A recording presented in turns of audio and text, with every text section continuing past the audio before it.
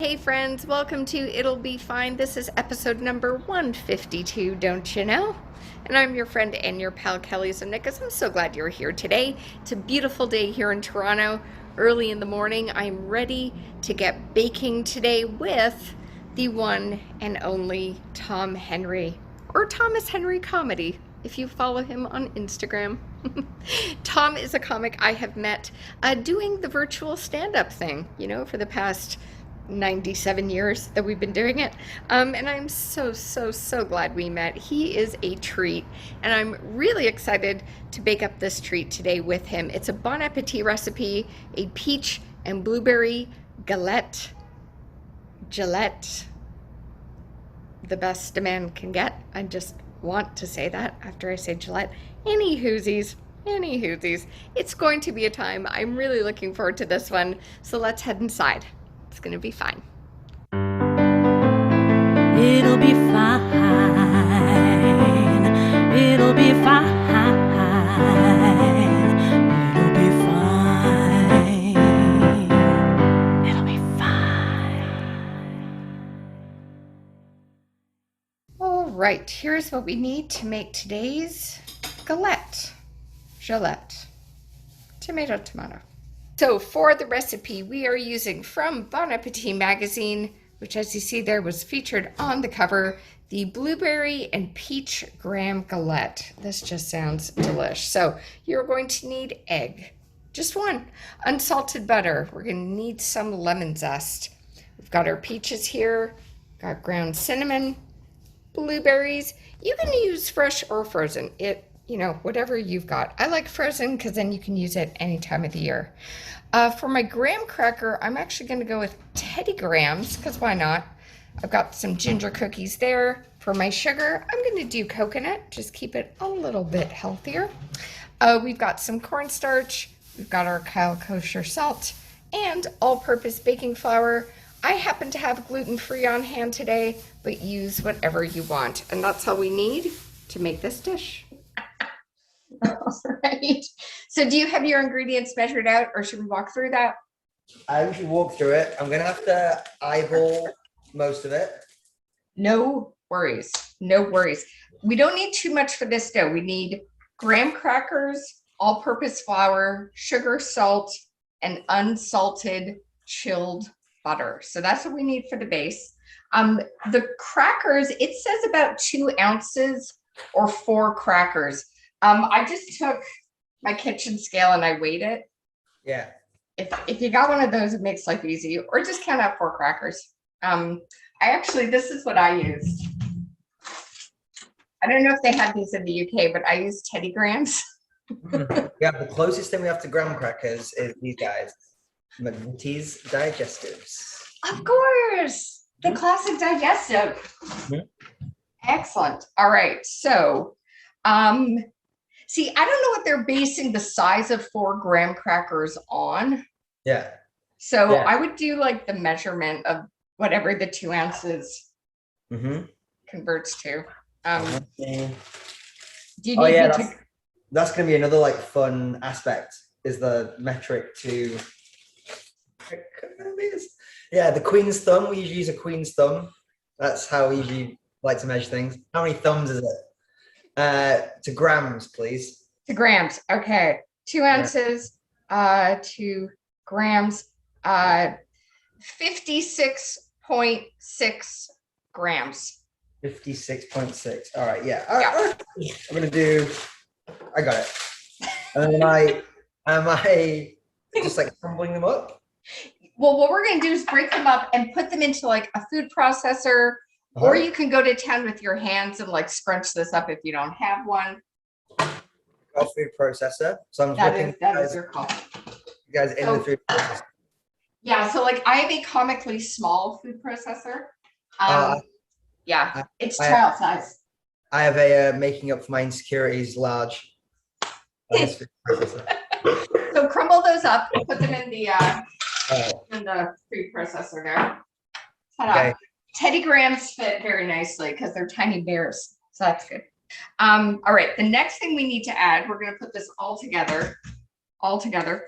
We need some flour. We need 1 cup of all-purpose flour. Okay. Yep. Next up, we need 1 tablespoon of sugar. Tablespoon of sugar. Yeah. I got that here. And it doesn't say what kind of sugar to use. So I'm going with a coconut sugar, which is just a bit less sweet. Or you can do granulated or, you know. Yeah, I went for the most pretentious sugar I could find. Ooh. Is it organic? It is organic, Demerara sugar from, I always think with sugar and salt and everything in Britain, it always just, I don't know why, it always just conjures up images of imperial gentlemen just like going to countries and putting flags in them and then bringing sugar home. I don't know why sugar and salt always just. That's really funny. It's kind of a funny image of like, I've conquered, I'm bringing back sugar. But yeah. Like, could you imagine like your parents going away and just bringing you a bag of sugar? Well, I always think what it must have been like to be the kid who tasted sugar for the first time. Oh, true. Yeah, because like you'd have had sweet stuff like apples and stuff in England, but you wouldn't have had like refined sugar like that. And just being a kid who's like, what is this magic? I gotta say, as an adult, I'm still like that when I get like, there's certain, you know, chocolate bars and treats that are in the UK that we don't have here. Like the Malteser from the UK is superior to the American Malteser. I don't know what is done, but it's delicious. And I get so excited when I get a bag. That or double deckers. Double deckers, that's a deep cut. So good. Yeah. So good. And you just have to dust your confectionery with a hint of monarchy. I think that's how they make them taste so good. Okay, here's the breakdown on what you need for salt. If you have diamond crystal salt, you need 3/4 of a teaspoon. If you have Morton kosher salt, you need half a teaspoon. Cool, got it. So I need just half a teaspoon. I don't have Morton kosher salt, but I do have kosher salt. So I'm gonna do that. All right. There he is. What kind of sugar or salt are you using? Oh, I've got my salt's even more pretentious than my sugar. This is Malvern sea salt from Malvern Essex. You can find it at your bougiest local independent stores. Malden's a nice little seaside town, about 2 hours from London. Okay. Yeah. Well, there you go. Famous for salt and oysters. That's what they're famous for. Is that a New York City mug that you're holding up, sir? Yay! I carried it all the way from Zabar's. Amazing. Back to England. Yeah. I love it. When are you returning to America? Do you know? As soon as I'm allowed. I'm not allowed in the minute. Oh, really? Yeah. Yeah, I don't think Canadians, there's certain rules of like where Canadians are allowed to go. And I think like certain countries said, oh, if you're from here or here, and I think we're still on the hit list for some places. I can go to America though. I can go to America. That's good. I mean, I just got accepted into the Comedy Mob Festival in New York. Amazing. Thank you. And nice. It's in October, and I'm like, I don't know, can I go? I think I can go. Half a cup of butter is a stick. Right. So do you have it in a block? This block is 50 grams. So we might have to pause, and I might have to run to the store quickly. No. Okay, I know what to do. Okay, hold on.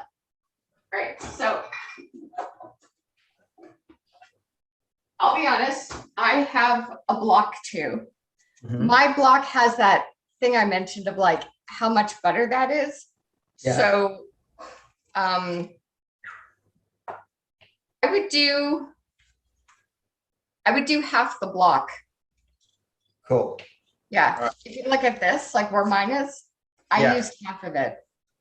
Yeah. I've just cut half mine. And in all honesty, if this is more buttery, is that a real big problem? Exactly. Once you cut all that up, Yes. We're going to put it all together in the food processor and just crumble it down. And then we're going to need to get some ice water and then make a circle. Ice water. Okay, so my butter's going in my blender. Yeah, so put this in the blender, the processor, and we'll just start Whizzing away. Yeah, whizzing away. It says do this until combined. Oh, actually, before we put the butter in, Oh. mix this first, then put the butter. Oh, okay. I'm fishing out. I'm fishing out.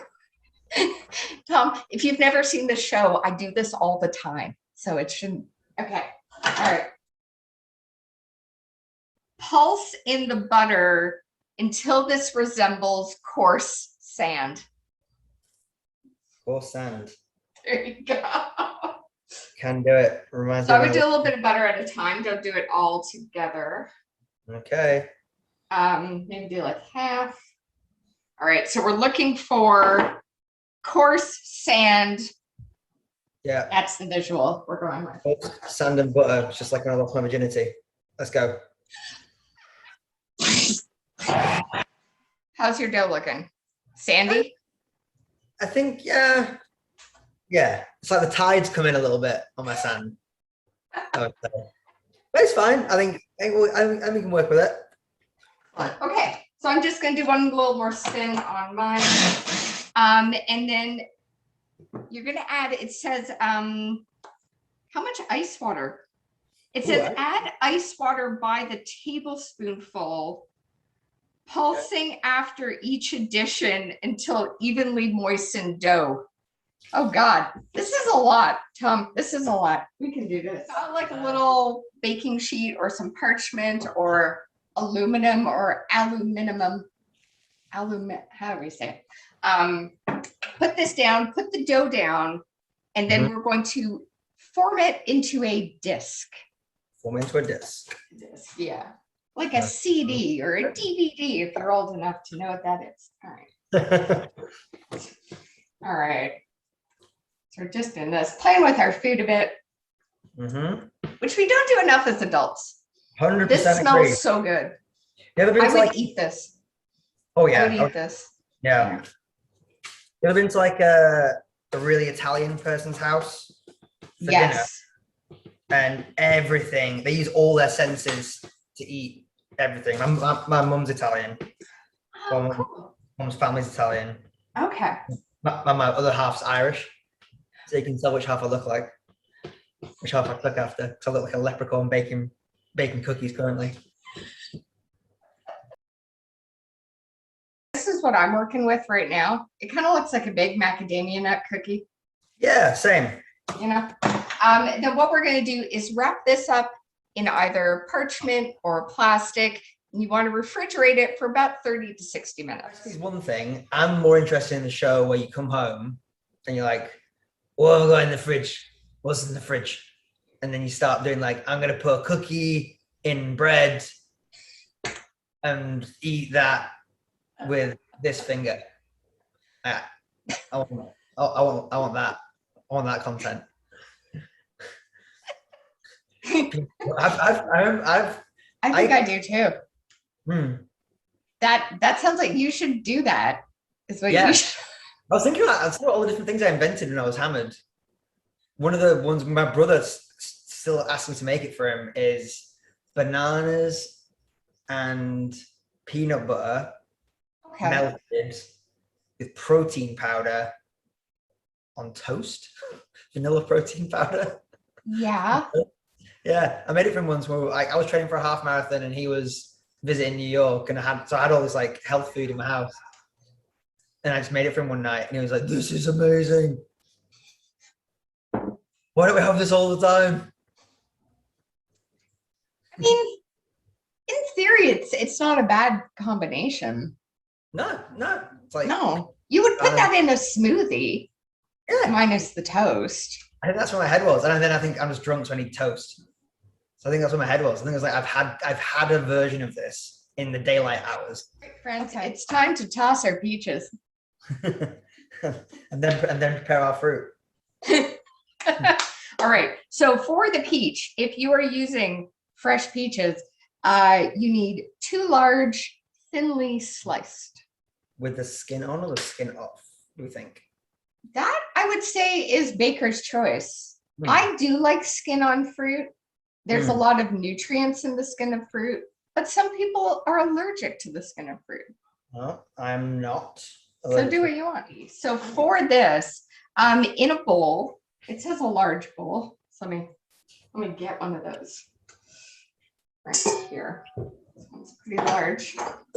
So basically we're going to toss our fruit in with some sugar and some cinnamon and lemon zest. It's gonna be fun. I'm gonna put it in here. Ta-da. How old were you when you did your first mic? 34. Nice. Yeah. What pushed you? What got you on stage?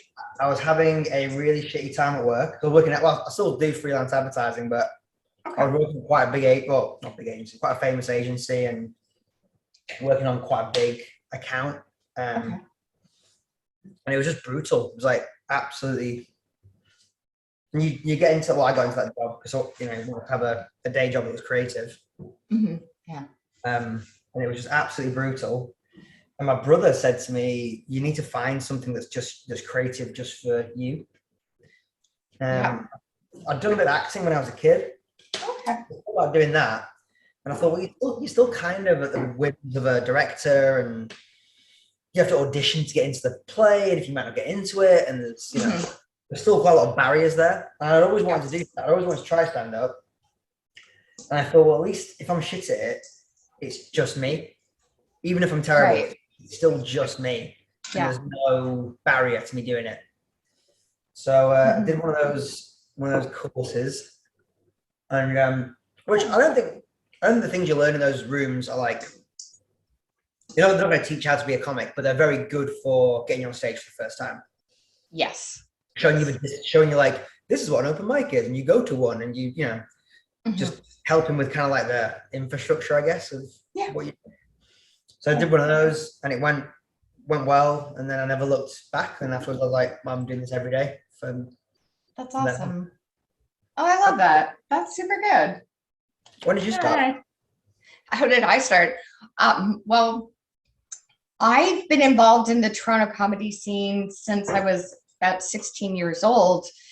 But I was a technician at comedy clubs. Like back in the 90s here, sketch comedy and improv was super hot. And so a lot of that was going on. So I was stage managing and then started setting up, mics and lights for stand-ups. Folks got to know me. I did that for a long time. And I only did my first mic. I was 37 when I did my first mic. So I was just about 5.5 years ago. My push to going on stage was like I have a sad story. I lost someone I loved to cancer. And that loss was like, go live your life. Like it was a big light bulb moment to me, like go try all the things. And I went on stage the next week. I was like, fuck it, I'm doing a mic. And I never looked back either. It was, I got up there. I'd never been so scared in my life. And then I stood on that stage. It was like everything made sense. Yeah, I know. I know exactly what you mean. Yeah. Perspectives. Let's look at our fruit. Yay. How much sugar do I put in here? So for this, we are going to be needing in this bowl 1/3 cup of sugar. And have you put a pack of blueberries in? I 2 cups of fresh blueberries. So I guess that's 2 teacups of fresh blueberries. All right, I need more sugar. 1/3 cup of sucre. Yeah. Let's do this. My new sugar thing. I should have unwrapped this before. There we go. All the plastic on that. All right. How the hell do I open this? Oh, dang it. What? What is it? Open this. There's a weird lid. You can't see it, but there's this weird lid thing. Oh, there we go. Ah. All right, third of a cup. Next part, we're also going to need 1 egg. If you want to go grab an egg. I have an egg. Man, this is a mess. Okay, so my counter is a mess. Okay. Hard set. Alrighty. So for this, we are going to take our dough, and if you're using a baking sheet, Yeah. just flip it over or get a new thing of parchment. We're going to roll out our dough onto the baking sheet. Cool. I also just realized I do not have an egg. Is it for an egg wash? Is it for washing the pastry? It is. Okay, mine's gonna be unwashed. That's fine. You know what you could do? Maybe just like rub a bit of butter on it. That's what I was thinking, yeah. Yeah, just lightly dusted that and then put the dough on top. Just like putting the dough around the sides over the edges, and the fruit's kind of shining in the middle. So Yeah. I need to make it. I think mine is going to taste nice, but not be as aesthetically pleasing as the editors at Bon Appetit would like it to be.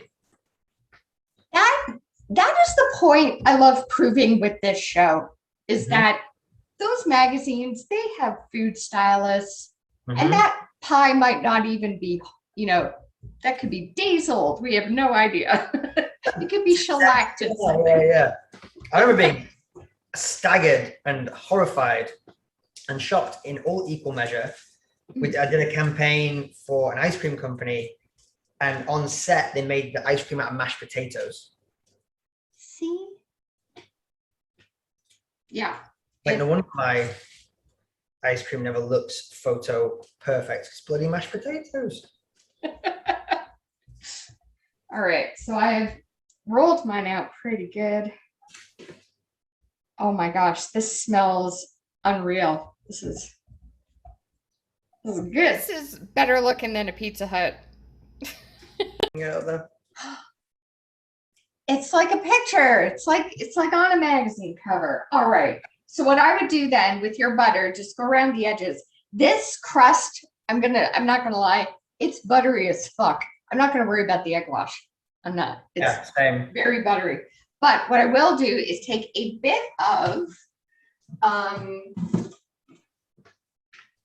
I have this sugar in the raw stuff that people put in their coffees.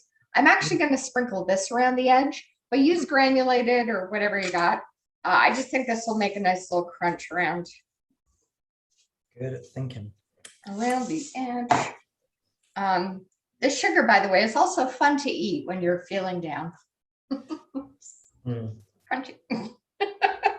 Not that I eat sugar out of a can when I feel sad. I don't. No, ice cream's my number one. Actually, something that was like terrible for my health when I lived in America was insomnia cookies. You ever been to New York and had those? I've never had insomnia cookies. They deliver sort of 3 in the morning. Started off as a way to feed like NYU kids. So it started off like in Greenwich Village. And there's a bunch of them all over the city, and they turn up warm, soft, melty.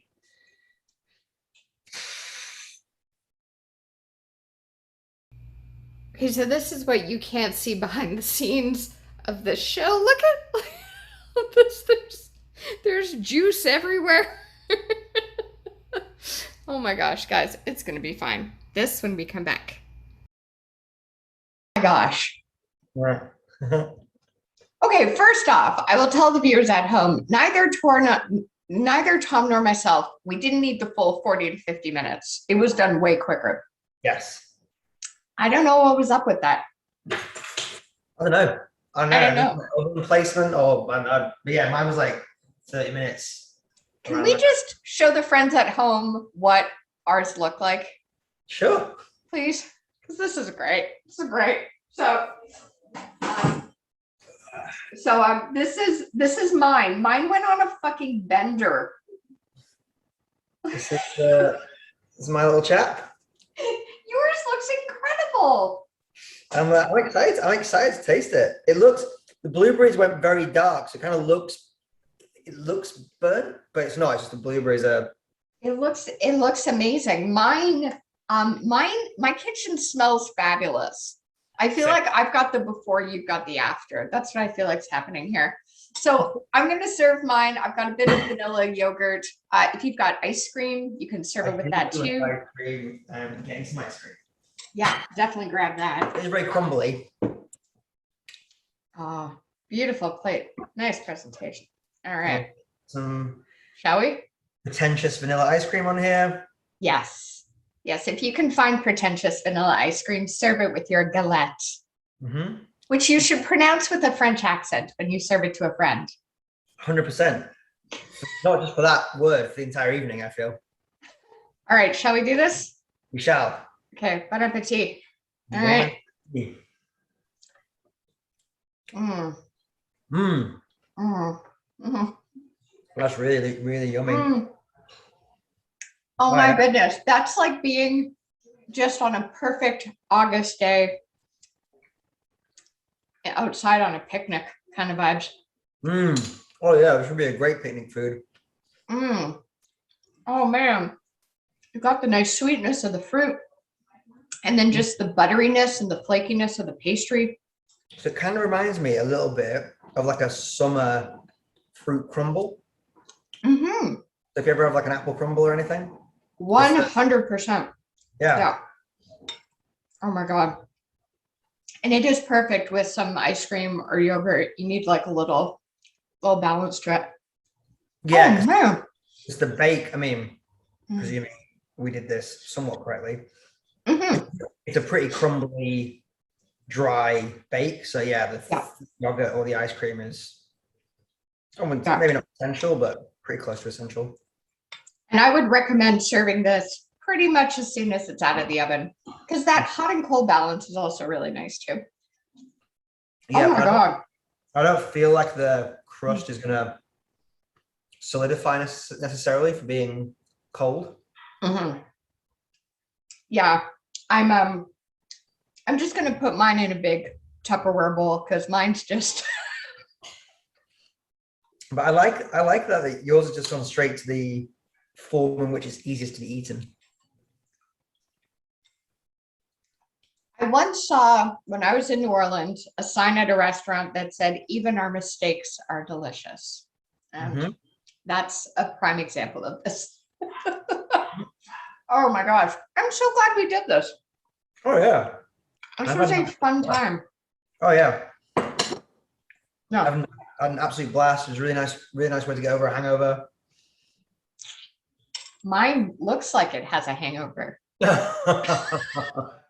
If it's appropriate, you can direct the folks to Thomas Yes, Henry please. Comedy on Instagram and Thomas Henry YouTube channel. You can check that out as well to see all the clips and shows and stuff.